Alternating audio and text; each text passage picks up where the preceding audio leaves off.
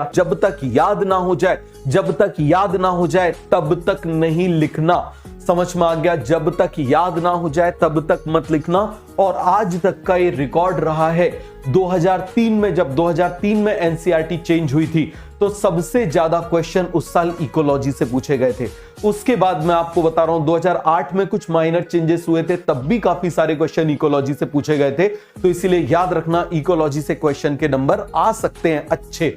समझ में आ गया? वैसे तो इतना कम सिलेबस कर दिया है ना, इकोलॉजी का मेजर पोर्शन रिमूव कर दिया है, तो इसीलिए बहुत ज्यादा क्वेश्चन के आने की प्रोबेबिलिटी एक तरफ से कम है, लेकिन जो बचे हुए टॉपिक हैं उनसे ज्यादा आने के चांसेस है। मतलब आप समझना, जैसे पॉपुलेशन इंटरेक्शन से एक आता था तो हो सकता है 2 आ जाए।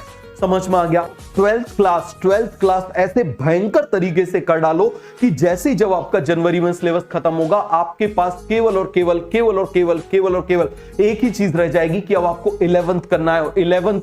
11th में आप जानते हो फिजियोलॉजी कितने जल्दी रिवाइज होगी, फिर बच गया प्लांट एनाटॉमी मॉर्फोलॉजी, वो आपका बहुत जल्दी रिवाइज होगा, तो उसको हम बहुत जल्दी खत्म करेंगे। तो मेरी आपसे सभी से रिक्वेस्ट है कि यदि आपका कुछ छूट गया है तो आप सब कुछ भूल के केवल और केवल 12th जो चल रहा है उस पर फोकस करो।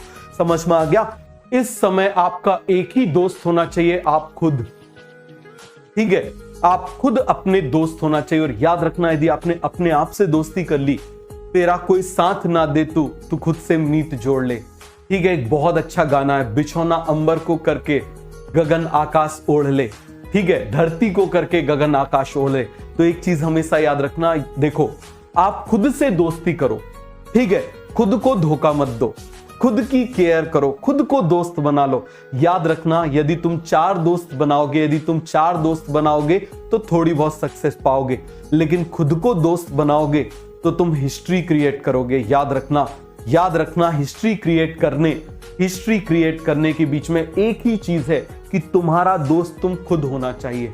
तुम खुद से यदि दोस्ती तुमने कर ली, यदि तुमने खुद को धोखा देना बंद कर दिया, तुमने खुद को सही एडवाइस देना शुरू कर दिया, तुमने खुद की बात मानना शुरू कर दिया, तुमको रिकॉर्ड तोड़ने से कोई नहीं रोक सकता। ये बात तुम बहुत अच्छे से समझ लो।